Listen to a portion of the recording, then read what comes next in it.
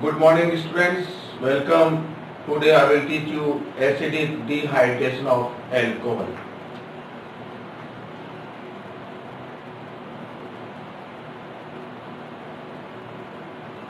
Acidic dehydration of alcohol.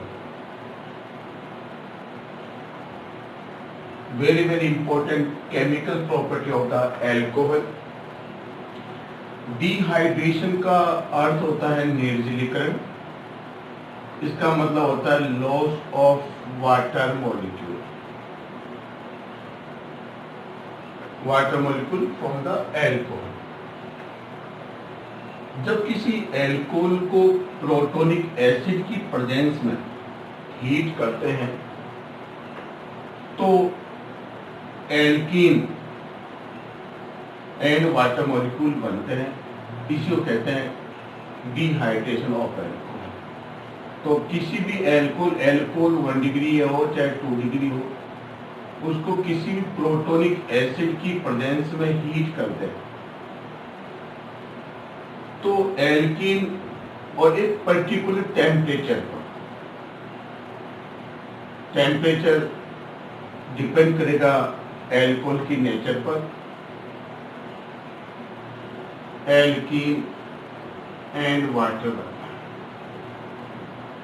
यही जो है डिहाइड्रेशन का जो मेन प्रोडक्ट होगा वो एल्कीन होगा। नाउ द प्रोटोनिक एसिड जो होंगे, प्रोटोनिक एसिड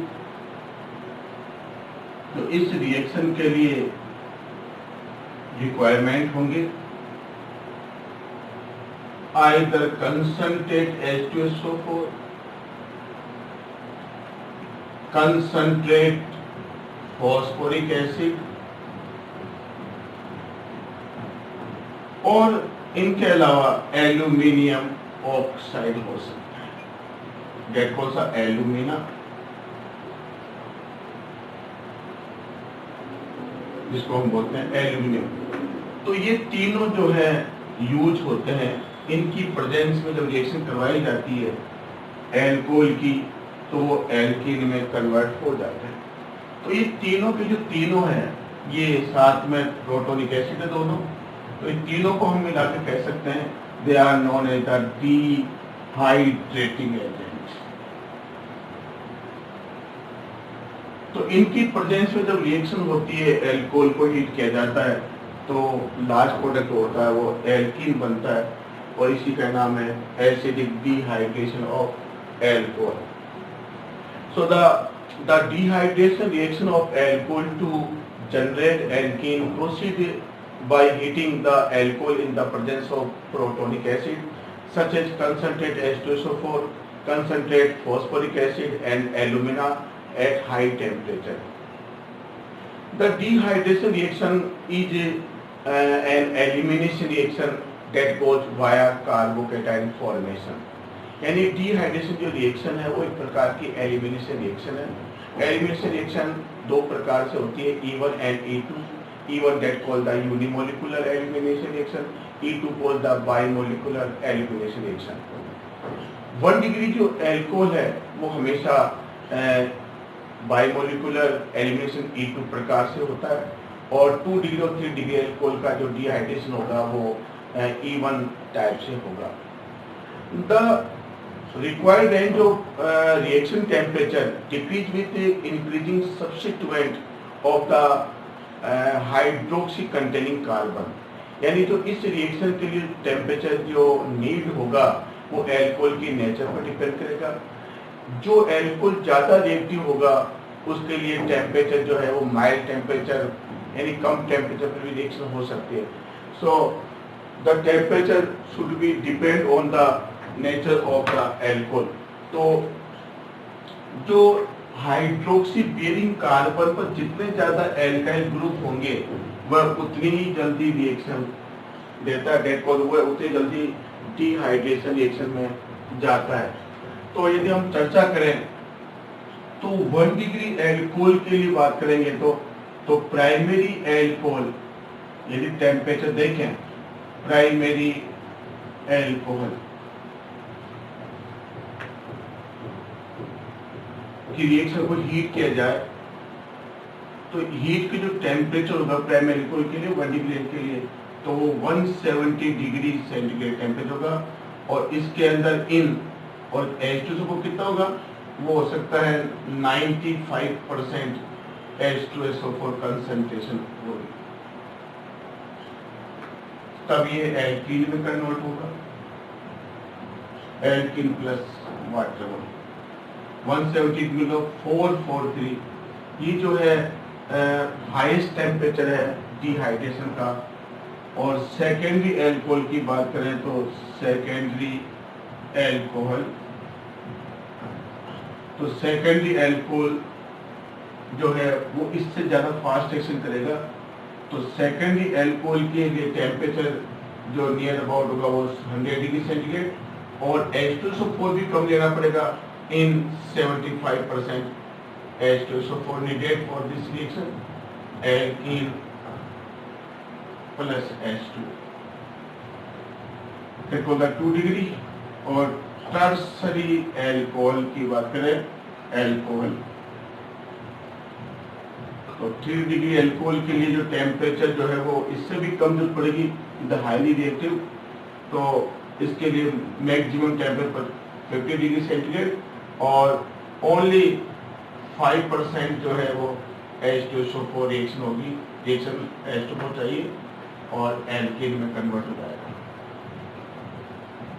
तो टेम्परेचर जो है तो जो डिहाइड्रेशन ऑफ एल्कोहल है वो टेम्परेचर बेस्ड रिएक्शन है तो एल्कोहल से एल्कीन बनाने के लिए जो मैक्सिमम टेम्परेचर है जो पीक टेम्परेचर है वो 443 केल्विन टेम्परेचर होगा तो एल्कोहल की तो इस हिसाब से जो है वो टर्सरी एल्कोहल जो है वो हाईली रिएक्टिव होगा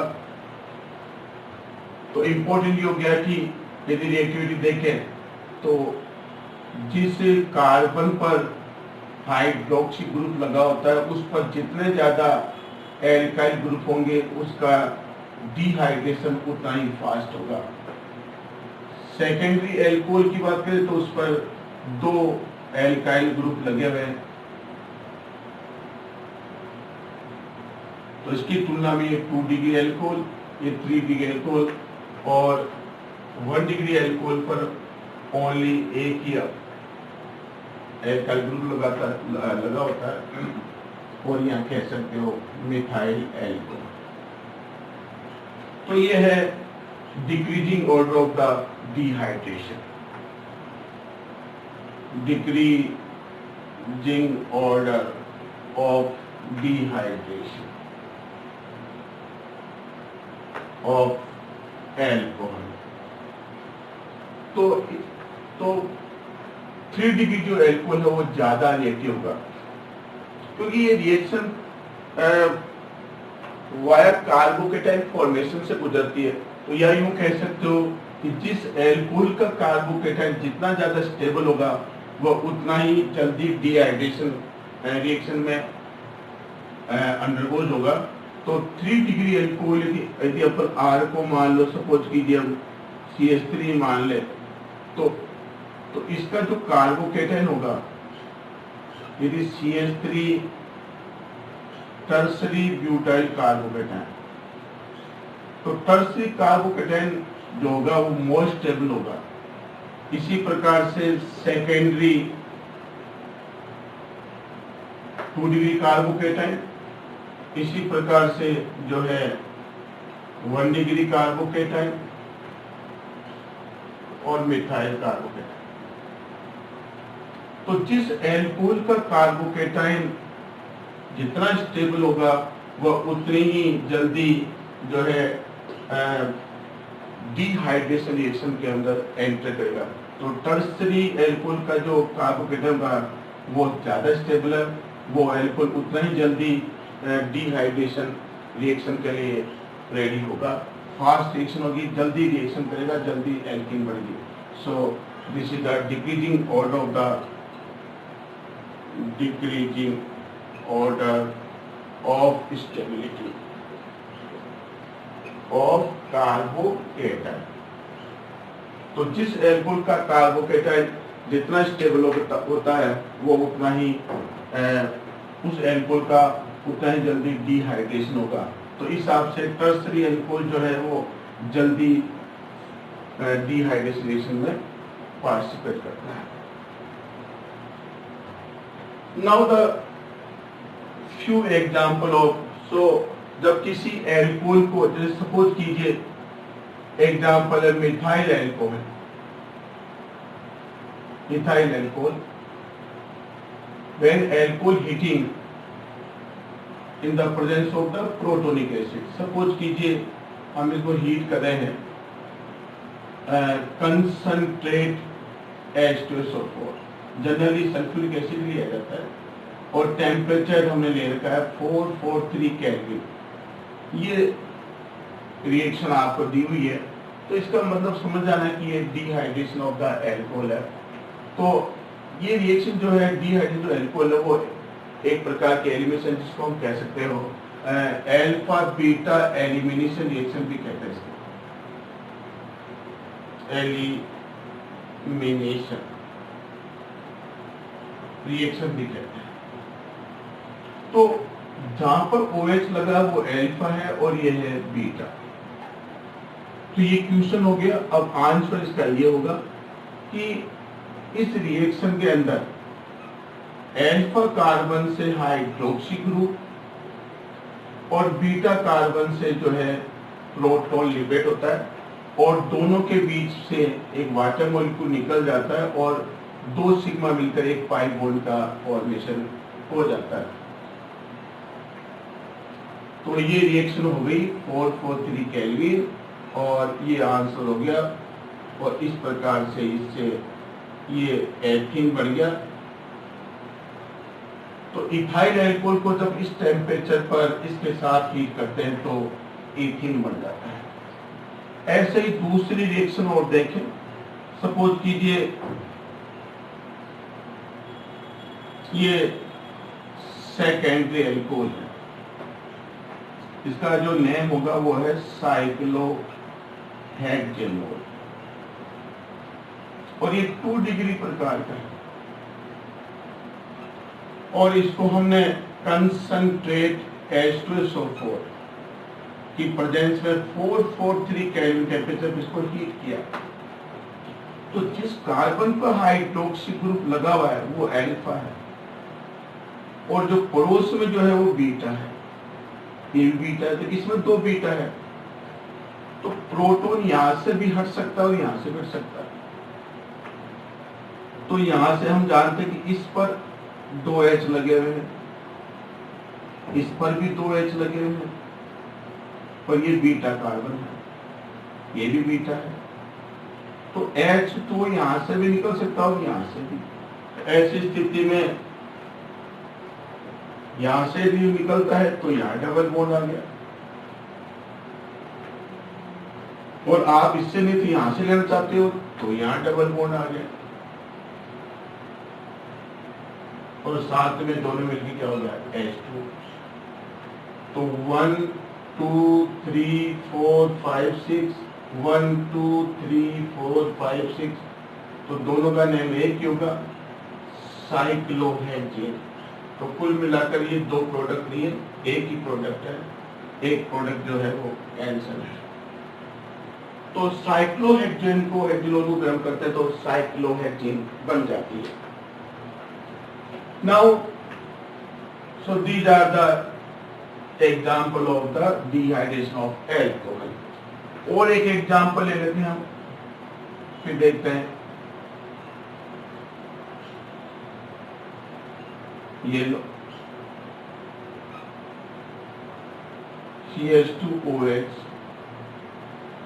ये 1 डिग्री एल्कोहल है।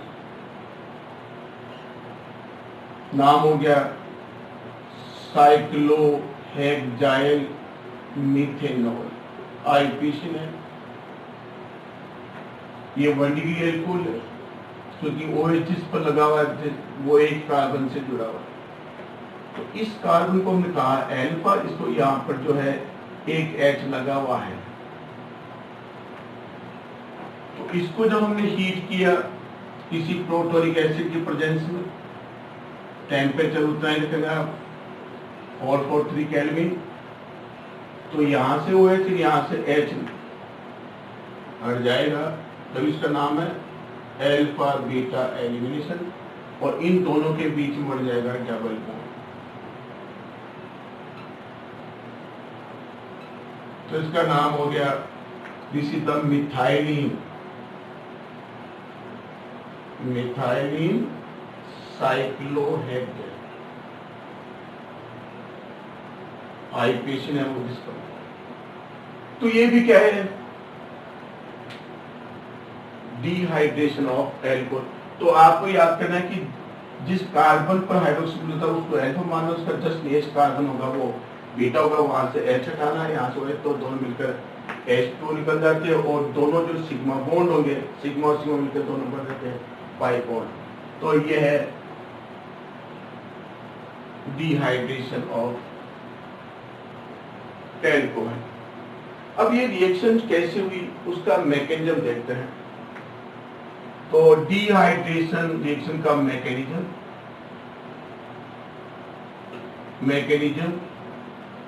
तो मैकेनिज्म जो होता है इसका जो है, it is A 3 step process. जो इसका मैकेनिज्म है वो 3 स्टेप प्रोसेस है। तो 3 स्टेप प्रोसेस, 3 स्टेप प्रोसेस में पहला स्टेप जो होगा, स्टेप फर्स्ट में जो है वो होता है protonation.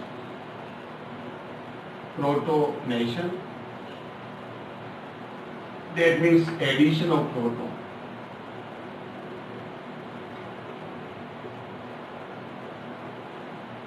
To the alcohol molecule. Step, और ये जो पहले स्टेप होगा ये जो है वो it is A fast step, और जो फास्ट स्टेप होता है वो डिटरमाइंड स्टेप नहीं होता। स्टेप सेकंड जो होगा उसका नाम हो सकता है फॉर्मेशन ऑफ कार्बोकेटाइन। इसमें कार्बोकेटाइन बनता है, और जो ये जो स्टेप होगा सेकेंड स्टेप वो स्लो स्टेप, और स्लो स्टेप जो होता है वो होता है rate determining step. Third step जो होगा, स्टेप थर्ड आप कह सकते हो या लिख दो कि फॉर्मेशन ऑफ एल्की, जो अपना में जो है फास्ट। तो कुल मिलाकर देखें तो 16 स्टेप एक ही है, और दो इसमें 3 स्टेप में जो है पहला और थर्ड जो है वो 5 स्टेप है। तो स्टेप 3 होंगे प्रोटोनेशन, थर्ड स्टेप होगा, सेकंड स्टेप होगा फॉर्मेशन कार्बोकेटाइन। तो देखिए मैकेनिज्म, सपोज कीजिए हमारे पास में एक एग्जांपल लिया जा रहा है, रिएक्शन हमारे पास में इथाइल अल्कोहल,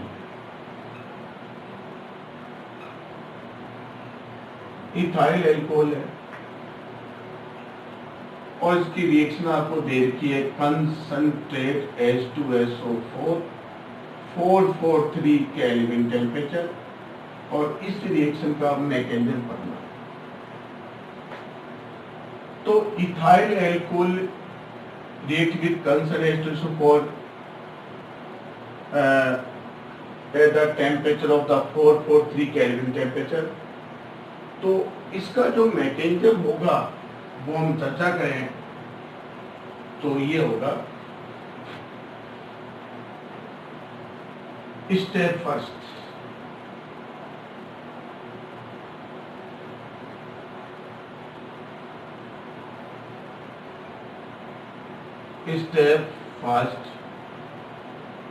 जिसका नाम दिया हमने प्रोसेस होगा protonation.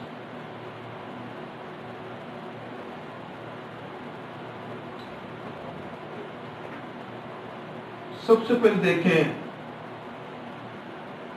CH3 CH2OH ethyl alcohol, ये कंसंट्रेट H2SO4, उसका स्ट्रक्चर देखें तो इस प्रकार का है। ये कंसंट्रेट H2SO4 है, प्रोटॉन डोनर स्पीशीज, ये इलेक्ट्रॉन लगेगा। टेम्परेचर 443 केल्विन है। तो यहाँ पर जो ये जो इलेक्ट्रोनेगेटिव इसकी ज्यादा है, H2 ऑक्सीजन इलेक्ट्रॉन खींचेगा तो यहाँ से प्रोटॉन रिलीज होगा और इस प्रोटॉन को एक लोन पे इलेक्ट्रॉन देकर एल्कोहल इसको एक इलेक्ट्रॉन पे उसको गेन कर लेता है। तो यहाँ पर जो एल्कोहल है वो लुईस बेस की तरह व्यवहार कर रहा है, बिकॉज इलेक्ट्रॉन पेयर डोनर। और रिजल्टिंग क्या होगा वो देखिए आप, CH3CH2 और ये प्रोटॉन को इसने गेन किया और साथ में ये जो है remaining part HSO4 hydrogen sulphate ion बन जाता है। इसका नाम हो गया प्रोटोनेटेड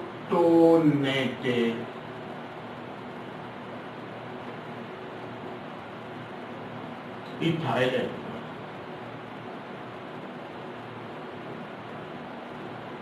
तो ये प्रोसेस जो है वो है that called the protonation, addition of the proton to the alcohol known is the protonation.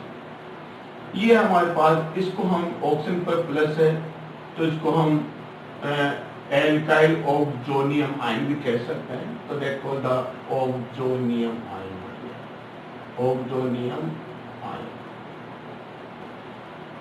तो ये है द स्टेप फर्स्ट।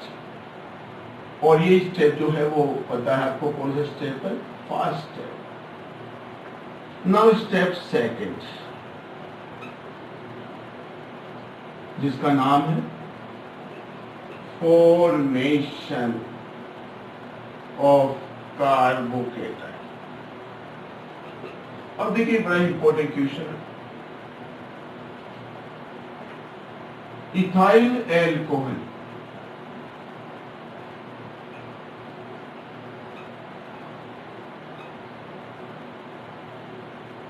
जिस पर प्रोटॉन लगा हुआ है,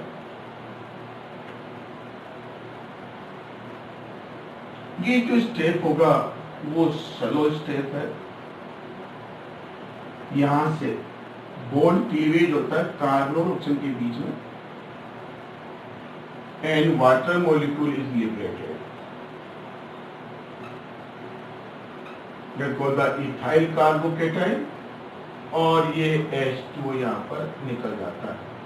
तो removal of the water from the alcohol molecule that called the dehydration, ये बन गया इथाइल कार्बोकेटाइन। तो जो इसके पास वाला कार्बन है that called the beta carbon. तो देखा हमने एल्फा से हाइड्रोक्सी ग्रुप जो है वो in the form of H2O remove. Step third, step third का जो नाम दे रहे हैं वो है फॉर्मेशन ऑफ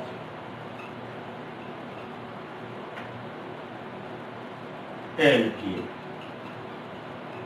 तो देखिए क्या होता है यहाँ पर, इससे जो रिएक्शन में जो वाटर मॉलिक्यूल है, इसको स्ट्रक्चर को अपन में देखें,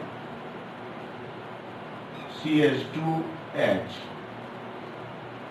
ये H है। इस पॉजिटिव चार्ज कार्बन की इलेक्ट्रोनेगेटिविटी इस sp3 कार्बन से ज्यादा है। तो ऐसी स्थिति में क्या होता है,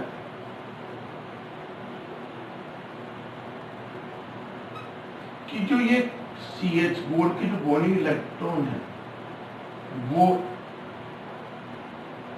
दोनों कार्बन के अल्फा बीटा कार्बन के बीच में शिफ्ट हो जाते हैं, और जो ये प्रोटॉन है उस प्रोटॉन को ये वाटर मॉलिक्यूल जो है, ये वाटर मॉलिक्यूल जो है इसको इलेक्ट्रॉन दे देता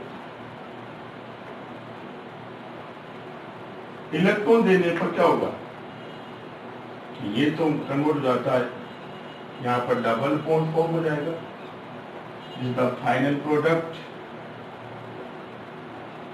इथीन, और ये स्टेप जो है वो फास्ट स्टेप है, और ये यहाँ बन जाता है that called the hydronium ion, जिसकी बॉन्डिंग इस प्रकार से हो सकती है एट यहाँ पर कोऑर्डिनेट बॉन्ड हो। तो ये हो गया आपका फाइनल प्रोडक्ट। और स्टेप यदि अपन फोर्थ भी डाल दें तो वो इस प्रकार से होगा कि ये जो हाइड्रोनियम आयन है which is unstable because it has the coordinate bond, और ऑक्सीजन प्लस है which is the deficiency of the electron, so it want to complete their octet.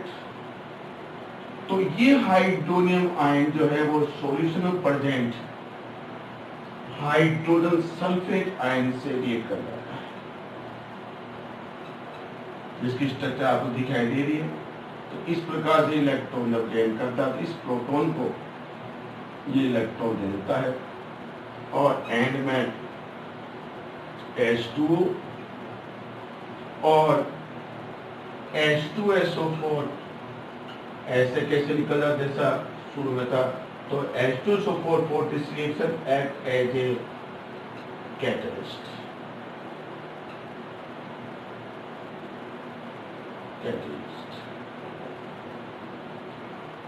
तो ये था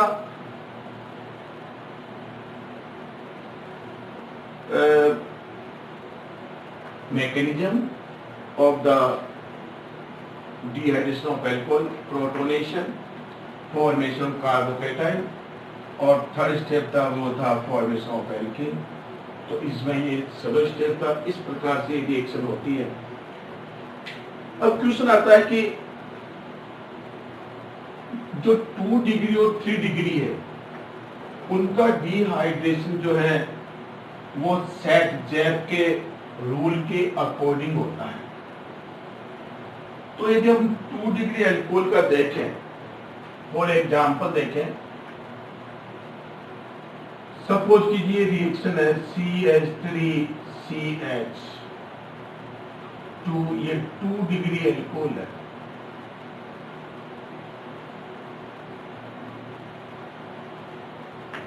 और इसकी रिएक्शन हो रही है कंसंट्रेट H2SO4,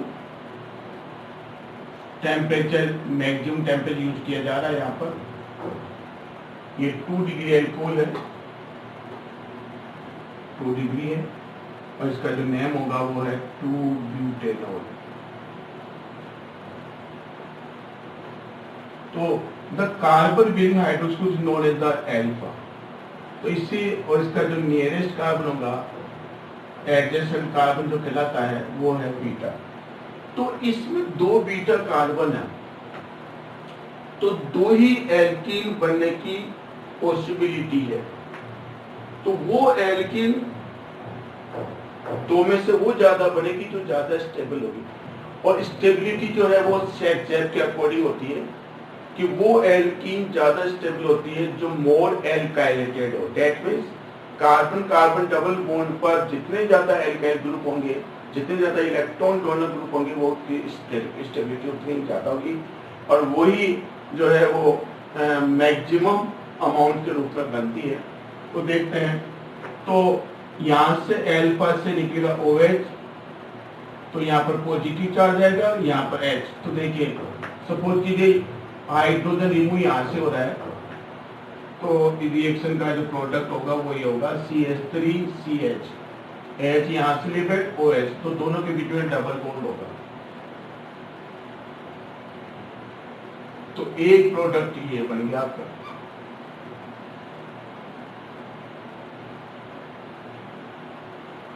एक एल्कीन, सेकेंड सपोज कीजिए हाइड्रोजन यहां से रिमूव हो गया तो दोनों बीच में H2 हो गया, तो यहां डबल बॉन्ड बनेगा, तो CH3 CH2 CH CH2, तो दो बीटा है तो दो एल्कीन बनने की संभावना होती है, और साथ में जो यहाँ पर वाटर मॉलिक्यूल निकल जाता है। ये एल्कीन है, इसका जो ये एल्कीन है, तो ये जो एल्कीन है वो है it is a major product के रूप में, और ये है माइनर। 2-ब्यूटीन जो है वो स्टेबल है। इसका रीजन है कि सेट जेप का अकॉर्डिंग देखें तो डबल बॉन्डेड कार्बन पर दो दो डोनर लगे हुए, दो मिथाइल ग्रुप लगे हुए हैं,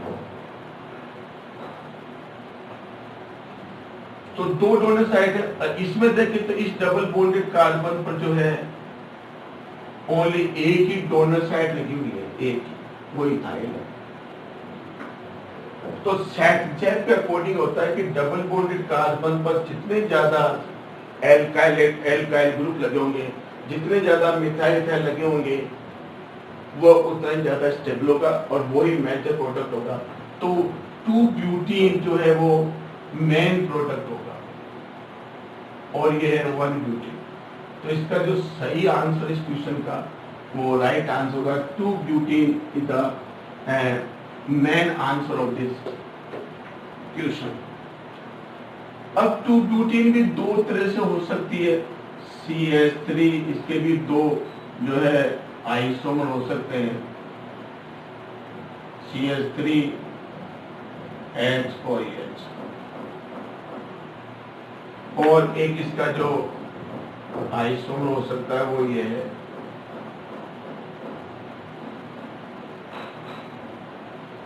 ये है।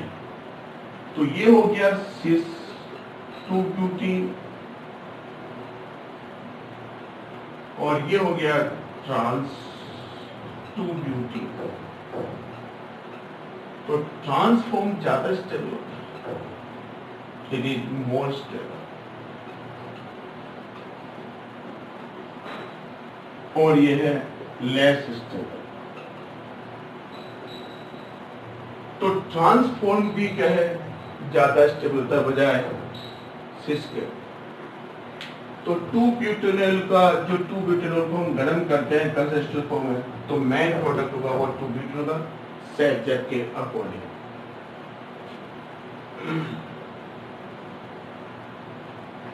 इसी प्रकार से देखें, now question is third, very very important.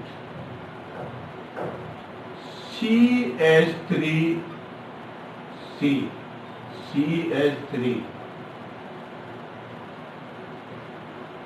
CH2OH and CH3, very very important question. और इसको हमने हीट करें, कंसंट्रेट H2SO4 443 केल्विन।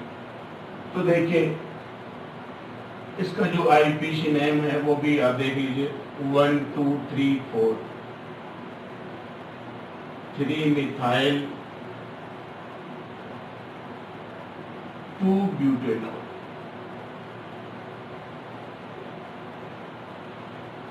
तो इसका जो आंसर होगा वो देखिए आप,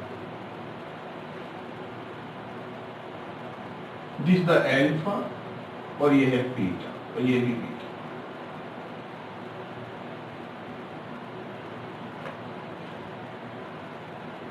तो देखिए, तो इसको मैकेनिज्म से समझ सकते हैं इस क्वेश्चन को। तो इसका मैकेनिज्म देखते हैं क्या आंसर होगा। तो इस क्वेश्चन का जो आंसर है वो विद मैकेनिज्म,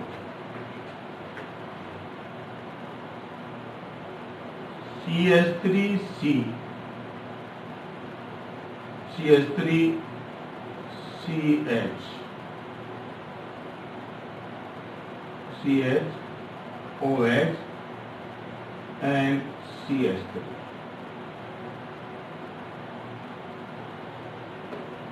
सबसे पहले हमने किया इसका प्रोटोनेशन।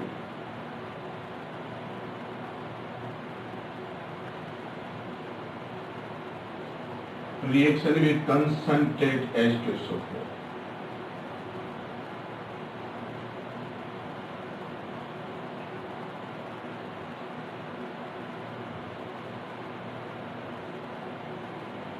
ये तो पहला स्टेप हो गया प्रोटोनेशन।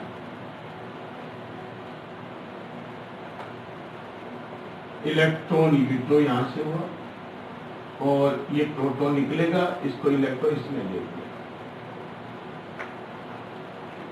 तो सबसे पहले ये इंटरमीडिएट स्पीशीज बनी,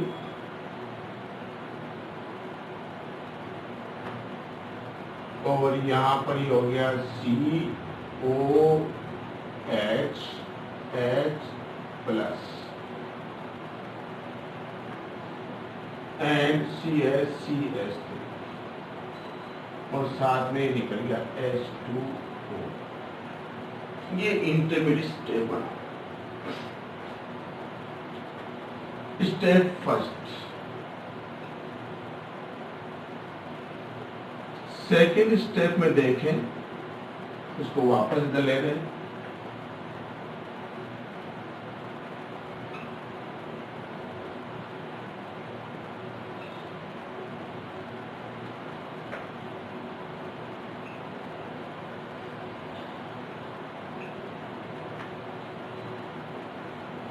उसके बाद में ये हो गया सेकेंड स्टेप।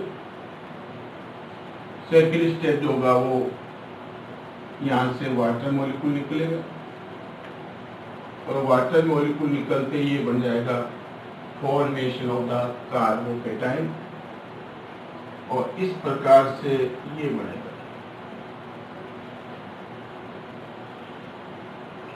और ये बन गया कार्बोकेटाइन।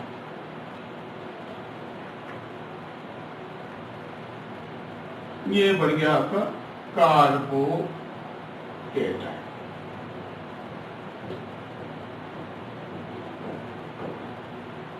ये है 2 डिग्री टाइप का, ठीक है।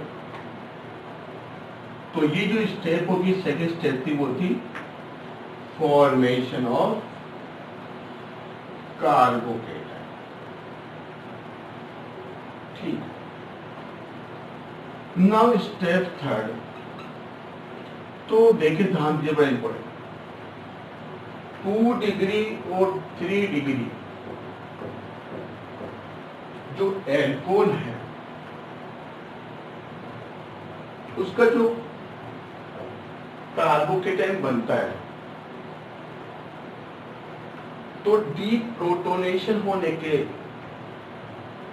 पहले, यानी एल्किन बनने से पहले, वो रीअरेंजमेंट में जाता है। क्योंकि अपन जानते हैं कि 3 डिग्री कार्बोकेटाइन मोर स्टेबल, तो 2 डिग्री कार्बोकेटाइन या 1 डिग्री कार्बोकेटाइन का रीअरेंजमेंट करने पर यदि वो 3 डिग्री कार्बोकेटाइन में जाता है तो पहले रीअरेंजमेंट करना चाहिए।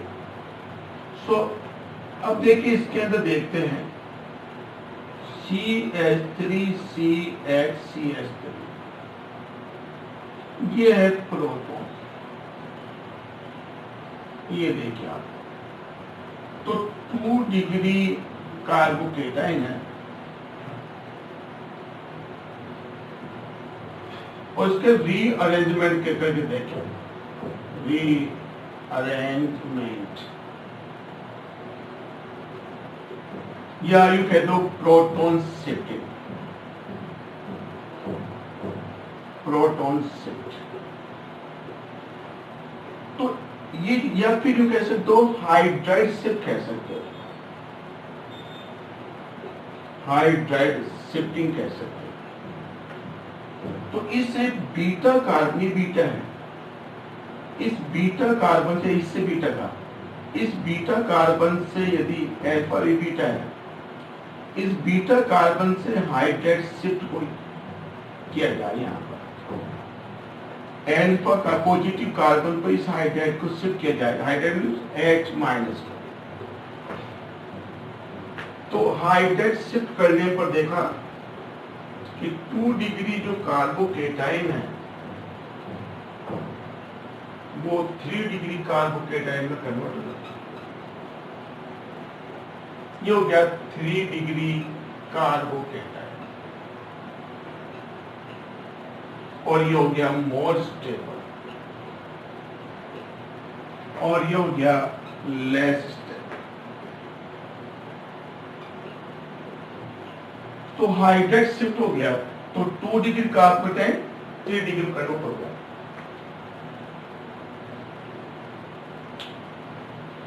नाउ द स्टेप इसी में ले स्टेप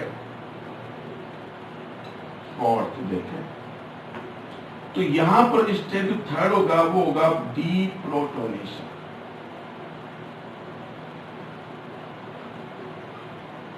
डीप्रोटोनेशन या यूं कह सकते हो फॉर्मेशन ऑफ एल्कीन। तो अब देखिए यहां पर क्या होगा।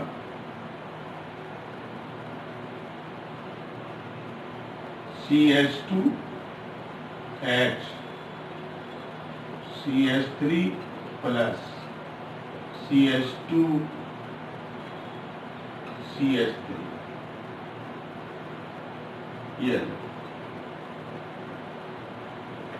ये बीटा कार्बन है, ये यही है, ये बीटा कार्बन है, ये भी बीटा ही है।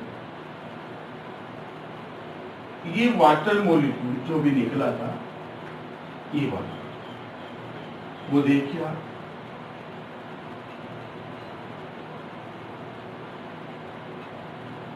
यहां पर भी आप यहां से देख सकते हो वाटर मॉलिक्यूल। सपोज कीजिए वाटर मॉलिक्यूल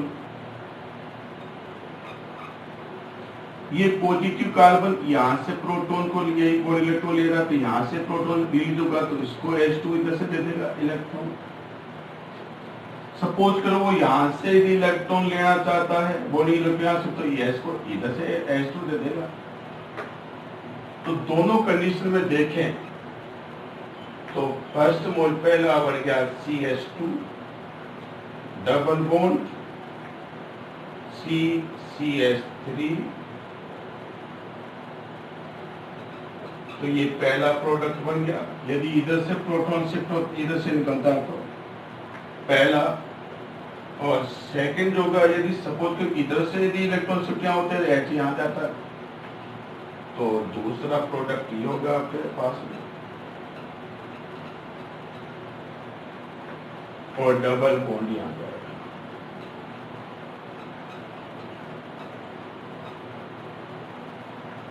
और ये साथ में निकल जाएगा H3O प्लस जो HSO4 से रिएक्शन करके H2 बन गया। तो ये दो एल्कीन बन गई। इस एल्कीन का जो नाम है वो दे सकते हो 2-मिथाइल ब्यूटीन। इसका जो नाम हो गया वो हो गया 2-मिथाइल 2-ब्यूटीन।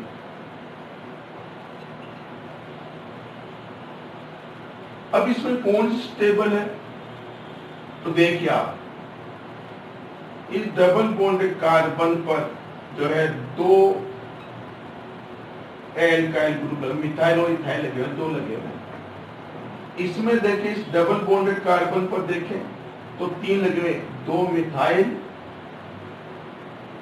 और एक इधर लगा। तो इसमें 3 ग्रुप लगे हुए। इसमें कितने लगे हुए? 1 और 2 लगे हुए। तो जितने ज्यादा लगे वो ज्यादा स्टेबल है। तो इसका जो मेन आंसर होगा इस क्वेश्चन का वो है it is the major product और ये हो जाएगा माइनर। तो इसका जो सही आंसर होगा वो ये होगा, this is the right answer. So जो क्वेश्चन था तो उसका मेन आंसर होगा 2-मिथाइल 2-ब्यूटीन। तो ये इसका जो है मैकेनिज्म था। तो क्वेश्चन जो हमने पूछा था उसका आंसर यही था कि CH3 CH3 CHOH और CH3 को कंसंट्रेट H2SO4 के साथ में हीट किया 443 केल्विन, तो राइट आंसर क्या होगा?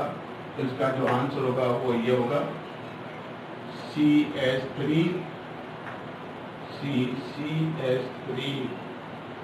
डबल बॉन्ड CH3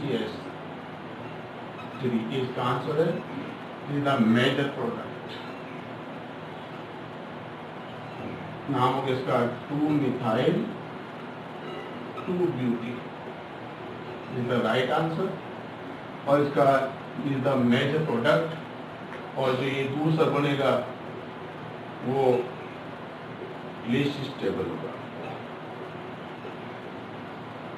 ये हो गया 2-methyl 1-butyl, ये हो गया इसका माइनर प्रोडक्ट।